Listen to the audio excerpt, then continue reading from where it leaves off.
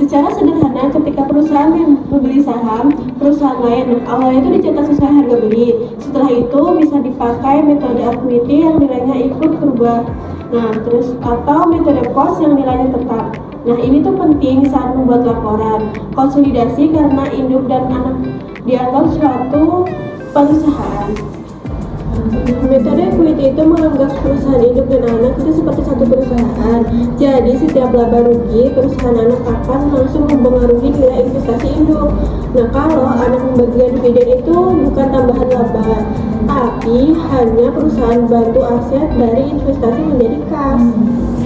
Selanjutnya kita masuk pada bagian prosedur pencatatan dan penyusunan laporan konsolidasi dengan metode equity. Nah, pernah bingung nggak sih teman-teman gimana caranya perusahaan induk mencatat investasi di anak perusahaannya? Nah, saat ini kita bakal bahas metode ekuitas lewat sebuah kasus simpel antara PTI sebagai induk dan PTA sebagai anak. Jadi, bayangin pada 1 Januari 1980, PTI memutuskan buat beli 80% saham PTA seharga Rp1 juta. Di metode ekuitas ini, PTI dan PTA itu dianggap sebagai satu kesatuan ekonomi yang dinamis. Artinya, kalau PTA untung, PTI ikut senang. Kalau PTA rugi, PTI juga ikut nanggung. Oke, mari kita analisis kasusnya. Pertama, pengakuan laba. Jadi, kita lihat kejadian di semester pertama, PTA ternyata sukses dapat laba sebesar Rp200 juta. Karena PTI punya 80% sahamnya, maka PTI berhak dapat bagian Rp160 juta. Logikanya, karena ada laba, nilai investasi PTI di PTA jadi naik. Jurnalnya, kita debit investasi saham dan kredit pendapatan dari PTA sebesar Rp160 juta. Kedua, pembagian dividen atau bagi hasil. Nah, di bulan Desember, PTA bagi-bagi dividen total Rp100 juta. Bagian buat PTI itu juga Rp80 juta. Di metode ekuitas, dividen itu bukan pendapatan tambahan, tapi dianggap sebagai penarikan modal. Ibaratnya, PTA balikin sebagian uang ke PTI. Untuk jurnalnya, karena uangnya belum cair atau baru diumumkan, kita catat sebagai piutang dividen di debit dan nilai investasi saham di kredit dikurangi sebesar Rp80 juta. Selanjutnya, pada bagian prosedur pencatatan dan penyusunan laporan konsolidasi dengan metode ekuitas diawali dengan pengakuan kerugian yang dialami oleh anak perusahaan. Sebagai ilustrasi, apabila PTA mengalami kerugian sebesar 50 juta, maka PTI selaku perusahaan induk wajib menanggung kerugian secara proporsional sesuai persentase kepemilikannya. Dalam hal ini, dengan kepemilikan 80%, PTI menanggung rugi sebesar 40 juta yang dicatat dengan mendebet akun rugi dari PTA dan mengkredit akun investasi saham pada PTA, sehingga secara otomatis mengurangi saldo investasi. Selanjutnya, pada akhir periode pelaporan tanggal 31 Desember, dilakukan penyusunan neraca konsolidasi untuk mengeliminasi akun-akun resiprokal agar tidak terjadi penghitungan ganda terhadap kekayaan bersih anak perusahaan. Proses eliminasi ini meliputi penghapusan akun investasi pada buku induk dan akun modal pada buku anak. Selain itu, dilakukan pengakuan hak minoritas sebesar 250 juta sebagai persentase 20% porsi kepemilikan pihak luar atas modal saham dan akumulasi laba PTA. Terakhir, munculnya selisih harga perolehan sebesar 40 juta pada sisi aktiva menunjukkan adanya cost over book value yang diidentifikasi sebagai goodwill dalam pelaporan tersebut. Rekapitulasi neraca konsolidasi setelah seluruh proses eliminasi diselesaikan, dihasilkan rekapitulasi neraca konsolidasi yang menunjukkan posisi keuangan yang seimbang antara sisi aktiva dan pasifa. Pada sisi aktiva, total nilai tercatat adalah sebesar Rp4.920 juta yang terdiri dari akumulasi berbagai macam aktiva senilai Rp4.880 juta serta selisih harga perolehan sebesar Rp40 juta. Sementara itu, pada sisi pasifa, nilai yang sama yakni 4.920 juta rupiah terbentuk dari komponen hutang kepada pihak eksternal sebesar 2.800 juta rupiah, hak minoritas sebesar 250 juta, serta modal induk yang mencakup saham dan laba ditahan sebesar 1.870 juta. Kemudian penerapan metode ekuitas ini menunjukkan bahwa laporan keuangan konsolidasi mencerminkan realitas ekonomi yang sesungguhnya, di mana entitas induk dan anak dipandang sebagai satu kesatuan ekonomi yang utuh.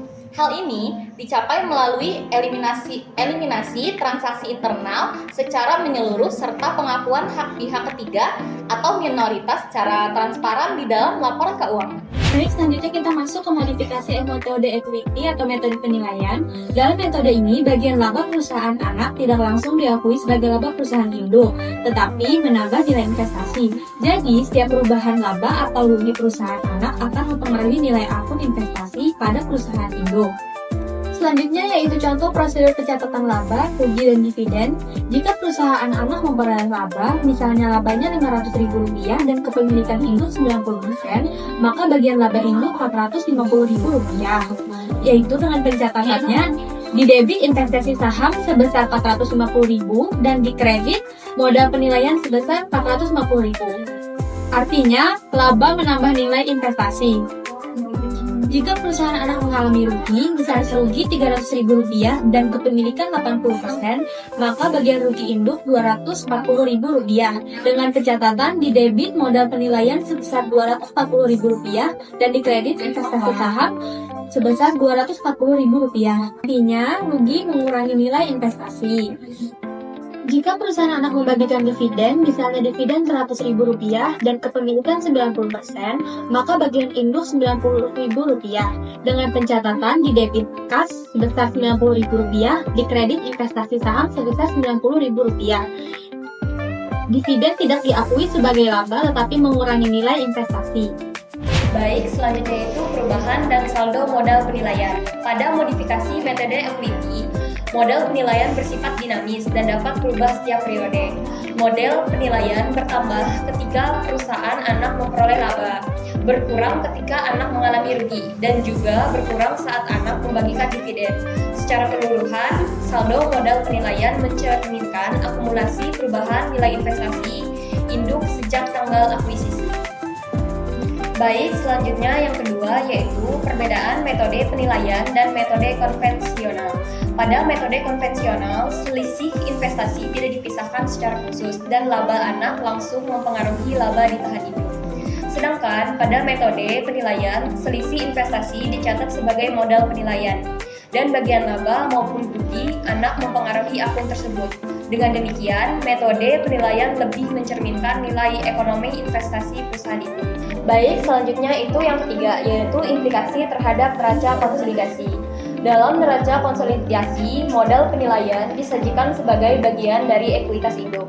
Investasi induk tetap dieliminasi dengan ekuitas anak, namun penyesuaian nilai tercermin melalui akun modal penilaian. Hal ini akan menghasilkan neraca konsolidasi yang lebih mencerminkan nilai wajar. Utang piutang perusahaan afiliasi sederhananya adalah transaksi pinjam-meminjam dalam satu grup yang harus dihapus saat membuat laporan keuangan gabungan karena seluruh perusahaan tersebut dianggap sebagai satu kesatuan ekonomi. Karena alasan tersebut, saldo piutang dan hutang antara perusahaan tidak boleh dilaporkan dalam neraca konsolidasi agar tidak terjadi penggelembungan nilai aset atau kewajiban yang sebenarnya tidak melibatkan pihak luar. Proses ini dilakukan dengan cara mengeliminasi akun hutang di satu pihak dan piutang di pihak lainnya pada daftar lajur, sehingga laporan akhir benar-benar hanya mencerminkan posisi keuangan grup terhadap pihak eksternal secara akurat. Baik, di sini kita akan masuk ke contoh soal hutang piutang perusahaan afiliasi. Jadi di sini ada PTH itu adalah perusahaan induk yang punya 80% saham PTA. Jadi PTA ini disebut perusahaan anak. Nah, pada tanggal 31 Desember 1980, PTA membagikan dividen sebesar 500.000. Karena PTH punya 80% saham, berarti PTH berhak menerima 400.000. Sedangkan sisanya 100.000 itu jadi hak pemegang saham dan pengendali, yaitu pemegang saham di luar PTH. Dan jika dilihat dari laporan masing-masing perusahaan, PTH akan mencatat 400.000 sebagai piutang dividen karena uangnya belum diterima. Sementara PTA akan mencatat 500.000 sebagai hutang dividen karena PTA punya kewajiban membayar dividen tersebut. Tapi karena PTH dan PTA ini masih satu grup, maka di laporan konsolidasi piutang dan hutang ini tidak boleh ditampilkan. Kenapa? Karena sebenarnya ini cuma transaksi di dalam grup, bukan dengan pihak luar. Jadi perlu dilakukan yang namanya eliminasi. Yang dieliminasi itu adalah bagian PTH yaitu 400.000, artinya piutang dividen di PTH sebesar 400.000 dan hutang dividen di PTA sebesar 400.000 itu dihapus di kertas kerja konsolidasi. Sedangkan sisa 100.000 tidak dieliminasi karena itu adalah hak pemegang saham dan pengendali yang dianggap sebagai pihak dari luar. Jadi jumlah itu tetap muncul di laporan konsolidasi. Nah, intinya setiap transaksi antara perusahaan induk dan perusahaan anak itu harus dieliminasi supaya laporan konsolidasi hanya menunjukkan transaksi dengan pihak luar dan menggambarkan kondisi keuangan grup yang sebenarnya. Wesel adalah surat janji pembayaran yang digunakan dalam transaksi kredit dan memiliki kekuatan hukum. Wesel memiliki dua jenis, yang utama wesel tagih yang merupakan piutang perusahaan yang akan diterima pada saat jatuh tempo. Sedangkan wesel bayar merupakan kewajiban perusahaan untuk membayar wesel tersebut. Sekarang masuk ke dalam diskonto wesel. Diskonto wesel adalah penjualan wesel ke bank sebelum jatuh tempo untuk memperoleh kas lebih cepat. Tujuannya adalah untuk mempercepat penerimaan kas, meningkatkan likuiditas perusahaan, dan mengurangi risiko tidak tertagih. Pada saat jatuh tempo, bank akan menagih pembayaran kepada pihak penerbit wesel. Lalu ada masalah wesel yang didiskontokan. Jika wesel antar perusahaan didiskontokan ke bank, maka wesel tersebut tidak lagi hanya merupakan transaksi internal. Bank menjadi pihak eksternal yang terlibat, sehingga grup perusahaan memiliki kewajiban kepada bank. Dengan demikian, muncul hutang eksternal yang harus dilaporkan ke dalam neraca konsolidasi. Lalu ada juga penerapan akuntansi dalam konsolidasi. Dalam neraca konsolidasi dilakukan eliminasi wesel tagih dan wesel bayar antara perusahaan. Selain itu, hutang kepada bank harus diakui sebagai kewajiban eksternal. Laporan konsolidasi hanya menampilkan transaksi yang terjadi dengan pihak luar. Lalu ada tujuan eliminasi wesel yang didiskontokan. Ini adalah untuk menunjukkan kewajiban yang sebenarnya kepada pihak luar, menghindari overstatement aset dan kewajiban, serta menyajikan laporan keuangan grup secara realistis dan wajar. Oke, baiklah, sebelum saya menjelaskan ke contoh soal, ada beberapa yang perlu diperhatikan dalam proses penyusunan neraca konsolidasi. Yang pertama adalah menghapuskan rekening-rekening wesel bayar pada perusahaan afiliasi. Kemudian yang kedua adalah menghapuskan rekening wesel tagih yang didiskontokan dengan rekening lawan, atau dalam hal ini adalah wesel bayar, yang berarti timbulnya kewajiban kepada pihak luar, atau dalam konteks ini bisa bank. Nah, langsung saja ke contoh soalnya. PTA atau sebagai perusahaan anak membuat wesel bayar kepada PTH atau perusahaan induk yang memiliki 80% saham-saham PTA atas hutang dagangnya sebesar nominal 1 juta yang akan jatuh tempo 3 bulan kemudian. Oleh karena suatu hal perusahaan induk mendiskontokan wesel tagih PTA tersebut kepada bank setempat sebelum tanggal jatuh temponya. Terlepas dari beberapa kurs penjualan wesel itu, jika setelah peristiwa tersebut disusun neraca konsolidasi, maka daftar lajur untuk penyusunan neraca konsolidasi akan nampak sebagai berikut. Oke, teman-teman bisa lihat tabel berikut ini.